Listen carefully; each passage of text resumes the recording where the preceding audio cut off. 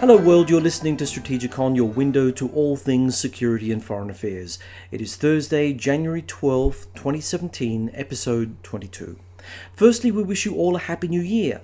For today's topic, we'll be joined by Strategicon co-host and SIA's resident existentialist philosopher, David Olney. Hello, David. Hello, John. Happy Saturnalia, listeners. You had to get that one in, didn't you? I did. Yes. Before we get started on today's episode, I would like to remind listeners that Strategicon can be found on iTunes, SoundCloud, YouTube, as well as a link to our podcast on the Sage International Australia website, www.sageinternational.org.au. In today's episode, the first for 2017, we'll ask the question, what are the key indicators for international relations in 2017? Are we seeing the end of the old post-World War II international order, and what is likely to replace it? With multiple challenges assaulting the established international system, a primarily US-based system, from climate change to cyberspace, from space and robotics to pandemics, refugees, terrorism and hybridized warfare, to accommodating the ongoing shift from an Atlantic-based to a Pacific-based commercial and political order, can the structures we have built over the past 70 years cope? Are they liable to adapt, or will they collapse under the strain of their own set of internal contradictions? But before we attack these substantive questions, the first question I have for David is, what are your top 5 issues that you see will affect the world in 2017? Once again, we start with the big question. Okay, I'm going to start with one that affects perception, and that is, it appears we are in an era where truth is dead. The fact that so much of the campaign in America last year, the presidential campaign, was about the idea of truthiness. It doesn't matter if things are true, it matters if they feel true. It seems that so many of the rational gains of the Enlightenment in the 20th century in particular are now being given up for fear and malice and difference, and that will colour any of the other 4 I think of after this point. You did mention the idea that perhaps we were never really in a truthful state. What makes you think that today is fundamentally different from any other day in modern history, when governments deliberately lie and manipulate information to deceive the people? What is the difference that we're seeing today that we haven't already seen in the past? I think it's a combination of the pace of activity and the unfamiliarity of activity. We're at the point now where, okay, climate skeptics out there, put your fingers in your ears now. We're at the point now where predicting weather is difficult because it's not the same as it was 10 years ago. You can't compare this year to 10 years ago to 20 years ago. We've now got an uncertainty principle in so many aspects of life that if you put that uncertainty together with pace, that everything is so immediate, that everyone wants you to reply to the phone call or the email or the text now, that there's no time to think, no time to qualify, and nothing clear to compare it against. We tried objective reality, and where there was some consistency with pace, it was valuable. But if we don't have some type of cohesive morality, and things aren't the same, neither do we have an objective reality based on science or analysis, we now have uncertainty plus pressure. And in that world, rational thought takes too long. Unconscious limbic system reactions, how do I feel about this, seems to be becoming so important. And how we feel about things is not going to lead to good quality answers.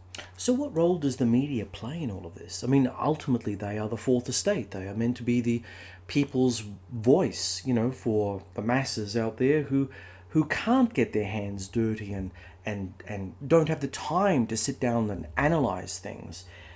The media has played the government's hand, hasn't it? I mean, it's spouting policy, it's being able to be manipulated by government to tell the government's message to the people, whether the people want to listen to it or not. Has the media also failed in its fundamental role as arbiters of the truth? I would say absolutely, and I'll use a practical example.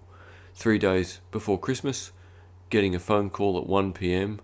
from a news channel to talk about security in the centre of Adelaide and Adelaide Oval, to film the story 90 minutes later, to go on the news that night knowing that the journalist in question was going to do another story between filming mine and going back to edit the two for the 6 o'clock news. They are in the same cycle of it's so fast, there's no time to do proper analysis, so they run on what do I feel about it, what does the audience feel about it, and I will give the journalist in question credit that in a very limited time he tried to do something that was more objective reality than truthiness, and I give him credit for being the odd man out, but he was the odd man out.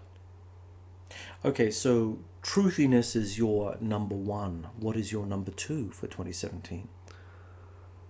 After truthiness, I think we have to get to the fact that the idea of meaningful compromise seems to be deteriorating so significantly.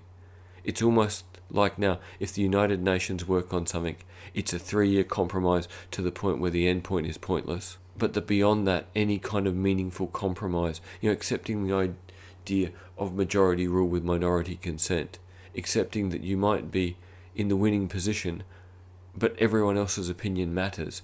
We seem to be at the point where under pressure, us versus them, in-group, out-group, is the logical extension of truthiness. And that we will get to the point where the minority who are trying to do objective analysis will be seen by the truthy majority as, you lot just cause problems. So I would argue that we have two massive problems before any tangible, definable issues of how we're seeing, perceiving and functioning in the world. Okay, so if that's the case, then what does that say about political opposition in democracies?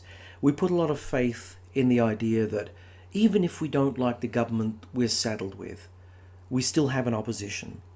But from my observations, the opposition is no opposition at all. It essentially repeats government policy, it accepts government policy, and only in very minor degrees does it actually separate itself and creates an alternate space. How does this work in your opinion, in terms of, do we have vibrant political oppositions in democracies today? A good opposition puts forward ideas for us to mull over and to decide, is that valuable enough that we want to give them a chance to spend 3, 4, 5, however many years trying to implement that idea that they've thought about and we've thought about. In this era of too little time plus truthiness, how can an opposition be anything other than a mirror of the mediocrity that is governments that in the first place are doing truthiness and too little time? It seems to me that if there's an opposition party out there somewhere doing good policy that's deeply thought out with a long-term strategy to apply it, it certainly doesn't seem to be in any of the major Western democracies that appear in our news cycle. So you're number 3 then, David? Oh golly, number 3. A conglomerate. We've seen the consequence of a decline in manufacturing in most Western nations, and moving that manufacturing to China mean that we can all have cheap stuff. But now we're seeing the consequence of putting all that manufacturing using coal as the main fuel source in one country.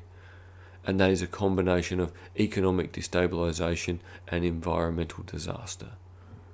So I'll just call number 3 China. Okay.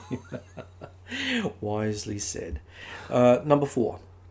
Ooh, number 4, Russia, because they wish they had as much money as China.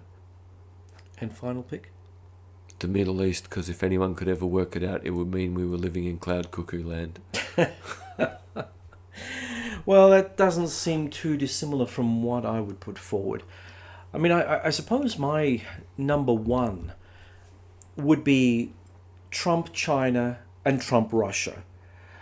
Trump China, obviously because Donald Trump, in his infinite wisdom, has decided to break with the mantra of a one China policy and has at least in his sort of preamble to the presidency, reached out to the Taiwanese president, which then, of course, certainly offended the Chinese government that likes the idea of considering Taiwan as a rogue Chinese province but not an independent state. I think Trump Russia, because I have no conception that what we're seeing in terms of this bromance between Donald Trump and Vladimir Putin is going to last. I think that given sufficient time and space, the two world leaders will diverge, and as they diverge, then we're going to be in a really seriously bad place, I think, internationally. My number two would be Venezuela. I think the sleeping issue internationally is the fact that we have a country that, for all intents and purposes, should have been one of the richest countries in Latin America or in South America. And yet, by dint of corruption by the government, by dint of absolute and abject mismanagement, we're seeing one of the potentially most wealthiest countries turn into an absolute black hole, essentially. And if Venezuela then does become South America's first country to have a mass famine, I think that that's going to have extraordinary knock-on effects in the Western Hemisphere. I do think that you will end up seeing uncontrolled people movement from Venezuela moving north toward the United States to escape famine and possible revolution and civil war. I think the cyber domain will be picked as my number 4. The cyber domain is something that we have been seeing evolve over the last few years into an enormous weapon of mass distraction. If anyone believed, for instance, that the Russians or Russian hackers had a key role in what happened in the United States in the election of Donald Trump, then we can see that we're seeing the maturity of cyberspace as a domain for interstate conflict at another level entirely.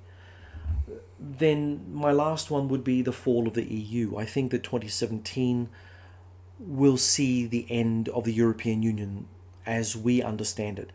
I think that there's a likelihood that there will be a rump European Union, something much smaller, perhaps in some sort of ethno-linguistic contrivance that'll be more congenial to having stuff done. But the current makeup of the European Union will certainly not see 2017 out. So the idealism behind the EU, which was always a technocratic contrivance, I think will fail this year. And I think that Italy will probably be the Achilles heel of the failure of the European Union. That's my pick. That's a good set of picks, and I think it brings up some fascinating things, because Venezuela then brings in so many of the other things we're interested in.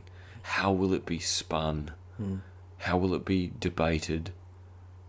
Is it an opportunity for China to guarantee energy? Is it an opportunity for Russia to further destabilise another oil producer? Yeah. In the same way that they've probably tried to use Syria to destabilise the Middle East to guarantee the value of their natural resources in a world where they're under sanctions. Could the South Americans act cohesively as a consequence and come more together, which they're trying to do? Would the United States tolerate them doing this? Venezuela's fascinating in that it brings almost everything else we've talked about into play. So, if that's the case, then looking at the international order as it's currently structured, is the alphabet soup of multilateral and bilateral agreements enough to solve the complex political, environmental and social problems that we see today? I suppose we'll go back to something you said in the introduction to make sense of this, and that is the old Europe falling to bits, the post-World War II Europe? Now, post-World War II world, Europe in particular, was based on two ideologies doing a fight to the death. We hadn't hit peak oil, we hadn't hit peak most things. So there was strong ideology and spare stuff. That was an aberration in human history. So I would argue that, if anything, we're returning to a pre-World War II world model, and that is constant tension. Constant machinations for alliance.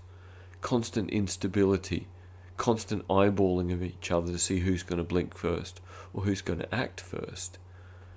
And that this seems distressing at the moment because we had, from 1945 to 1991, an artificial period of bipolarity instead of genuine multilateralism. Multiple players, multiple different interests, multiple different levels of economic development, political machination. We're returning to normal, but we're returning to normal in a world where energy is more expensive, rare earth minerals are harder to get, fertilizer is harder to get, debt is more expensive, trade is less easily governed within pre-existing regional or imperial entities. So it's like going back to the late 19th, early 20th century, but with an additional pressure on access to resources. From what you've just said, it doesn't seem that the old system can reform itself. Does it need to be extinguished to make room for political, economic, and social rebirth? It seems to me that in an era where compromise is either 3 years and pointless or impossible, it's almost inevitable that things have to break. Because reform just doesn't seem to be on the agenda for most people. We've now got a new head of the UN who seems the ultimate mellow, let's talk about it, let's come up with a compromise. That's lovely in a period where things are slow and reliable. But how can it possibly be applied in a period where everything is rarer and the powder keg is bigger? And the fact that governments generally move at very rapid pace in spite of the fact that governments generally can't keep up with the pace that they're setting. Yeah, so they're scrambling. Yeah. They're acting faster than they should, but slower than is needed. So it's a terrible combination of faster than you need to get it right, but too slow to genuinely change the outcome. So if the system can't hold as we understand the system to be, what are the alternatives? More globalization or less? More national sovereignty or less? Can a balance be struck between these competing forms of power? I'll go back to one of my favourite people for answering these questions. I'll go back to Ian Bremmer, because I still think Ian Bremmer has answered these questions in a more robust way than anyone else. That it's going to come down to what does your state have to offer other states, and if you have something valuable to offer, you will become a pivot state, but you will only be as valuable as the last deal you could offer people. So the idea of old long-term loyalties, you can't imagine them lasting in this more competitive world, and that if you've got something good to offer, new people might be willing to make deals. Just as a bit of a flippant point here, could you say that Donald Trump came out of Bremer's rulebook because he is the transactional president? He will not know any loyalty other than what America can get at the moment. If Bremer is right, then Donald Trump is the archetypal president of the new era. I wonder if we took a very anthropological line, if we could argue that Trump will be the kind of leader that will help break the old system, start the new system. But the key thing with Bremer's model is he says this transactional period won't be that long. That people who work together for a while will realise we're starting to build trust, we're starting to understand each other. You get to that point of developing, what's the wonderful description anthropologists used? An intersubjective reality. And it's an observation from sociologists, psychs, and anthropologists. Small groups of people are very egalitarian. Otherwise, groups splinter. Once you get above a certain size, you can't all know the rules or bring about equality in a personal way. So you come up with a set of very well-defined rules that exist in that overarching way that Benedict Anderson put forward in Imagined Communities. So Bremer's not saying that pivot states and the states around them exist in a transactional era for long. He's saying that's what breaks the old system, creates this combination of regional bodies or affinity bodies. But then as they realise they've got affinity, they're looking after each other, you get genuine bonds of affinity. Even if we don't have shared culture, we've learnt to appreciate the way each other behave. That there is a degree of reciprocity that makes long-term alliances possible. And I would argue that this is why Trump has to be viewed as a transitionary figure, because he can break the old. But who can imagine Trump being capable of diplomatic reciprocity? Well, I certainly can't. No, it just doesn't seem likely. He's made money in an industry where someone owns real estate. Yeah. It's either me or you, or one of us doesn't own it. Hmm. There's no capacity, it seems, in that world for reciprocity. To end up multiple billions of dollars in debt running casinos, which is just greed is good, it doesn't seem that is a world of reciprocity. So it's the ultimate extension of quote-unquote American rugged individualism, which could really also be labelled as, loony greed. It could also be labelled as something a little bit more darker, considering the fact that business being conducted in the construction industry in the United States, which may have some form of shady dealing with the underworld, or that violence is a part of the transactional deed. And if this is something that the Trump administration will bring to the table, surely we're looking at a more violent time.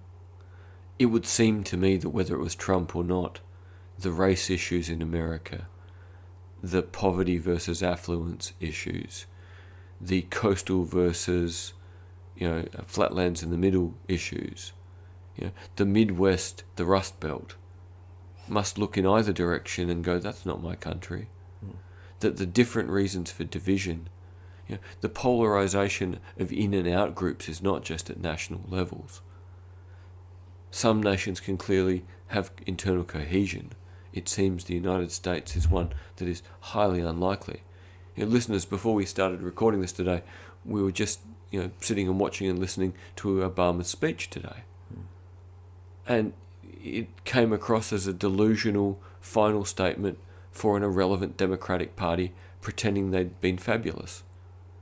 And an 8-year president who, excluding reforms to the medical system, can't really point to anything that worked. And even his one victory, if you believe in the benefit of healthy citizens can then live more productive lives, is probably going to be undone by the Republicans in the next few weeks. How could the Americans hold together when a president's final speech is a delusion of truthiness that cannot stand up to historical analysis? Yeah, that's a very good point, David. And yet, it also leads us back to the elephant in the room. In the short to medium term, China will not be able to easily integrate within the existing US-led international system. It is an autocracy, and its commercial economic model appears rapacious and insatiable. Do you think that while good for the Chinese Politburo because it weds the Chinese elite to the concept of growth, and with Chinese people generally driven by profit, the people on the street are less likely to turn against the system? Does this attitude of absolute control make China unfit for international leadership? After all, it has been unable to forge a system of formalized alliances in Asia due to the fact that many Asian states distrust Chinese motives. I guess China is trying to provide a kind of certainty for its people. And yet historically, because when there are upheavals in China, they are so big. People talk about how entrepreneurial the Chinese are. Is that a natural state, or is it a consequence of the fact that when there are upheavals, they're so big, and that if you don't look after yourself, no one else will? So I think reading too strong a link between the Politburo and the people is always dangerous in China. Because the Chinese people have thousands of years' experience of things go from very good to very bad very quickly, and that you are responsible for saving yourself and those immediately around you. So it seems to me the Chinese people have an incredible capacity for making the best out of instability. But their new instability is also that their environment is becoming unlivable. China has always historically dominated Asia because it has always been the largest state entity in that region. However, because of China's position as workshop of the world, does that by itself allow China to be considered the automatic successor to the United States internationally? And can it be because it is an autocracy, it is not a democracy. Its soft power reaches some places, but not all places. If you look at the United States, for instance, its soft power permeates pretty much everything. I mean, from the entertainment industry to politics to society to trying to live a better life. You know, the American dream has become the globalized dream. Where is the Chinese alternative? If China wants to dethrone the United States, if it wants to be the number one power, where is the Chinese version of the American system that we can all buy into? I guess it comes back to what we were talking about can the post-World War II system survive? The Americans offered certainty for everyone who was on the Liberal Democratic side in the Cold War. And they had enough money to be able to prop up economies and run proxy wars and keep everything ticking along. So as much as soft power was incredibly important in the Cold War and even in the 90s, I think really since 9/11, the invasion of Afghanistan, the invasion of Iraq, soft power looks pretty cheesy. And we see more things fraying each year, which suggests that actually, if you can't offer certainty, soft power buys you money while things are still good. The Chinese have bought their way into influence and control. But as Africa kind of shows, they spend a bag of money and the next day someone puts a hand out and says, it's a new day. Pay me off again. Yep. Something's changed. There's a new variable. You are not offering me certainty. You are not offering me anything I couldn't get a different way. And if you are a country that can make stuff but doesn't have energy, doesn't have the raw materials to make stuff, what certainty precisely can you offer anyone else? As we've seen in becoming the workshop of the world, that was a decision that an authoritarian state could make. But it's nothing particularly unique to China. Someone else could do it if they had the guts, and we'd ship the oil and the raw materials somewhere else. Okay, well, let's have a look at that other potential player, India. I mean, its international leadership aspirations are arguably tainted by internal chaos and driven by an Indian-specific logic which is not easily translated into a non-Indian context. So in that case, if China is not necessarily the automatic successor of the United States as being the next hyperpower, and the West is looking to India as being, well, the one just under China and perhaps the only competitor that can actually take it to Chinese power, can it? They exist in instability better than anyone. Having a pantheon of gods, having genuine multiculturalism, accepting the inconsistencies of life is the norm. And in a world without certainty, a model that is able to ebb and flow with uncertainty is never going to run the joint. But it's not a bad model for not getting seasick. Is that then something that we ought to be hitching our wagon to, though? If the West is in terminal decline, if we're looking at the Atlantic-based civilizational model failing, or at least not being able to resuscitate itself at any level, is then India the better wagon to hitch our star to, as opposed to China? If we took the pivot state model from Bremer again, there's no reason why India can't both be a pivot state for smaller countries, but also in partnership with multiple countries who want to build decent relationships. The French-Indian military links are big. The Australian-Indian political links are growing. The American-Indian political links are growing. The social links between America and India, Australia and India, are surprisingly big when you look at the proportion of very educated Indians living in both countries. India perhaps fits this new world model of it's not big enough and crazy enough to be frightening. You can work with it in a way that we don't see in a lot of other places. That if we're talking about a world where you make deals with people where there's an advantage, where you don't feel intimidated, where it's fluid, India seems a much better partner in this fluid world than China. Do you think that we'll ever be able to see a time where China and India, irrespective of the issue stated, can contribute to international changes in a similar way that we understand North America and Europe have done?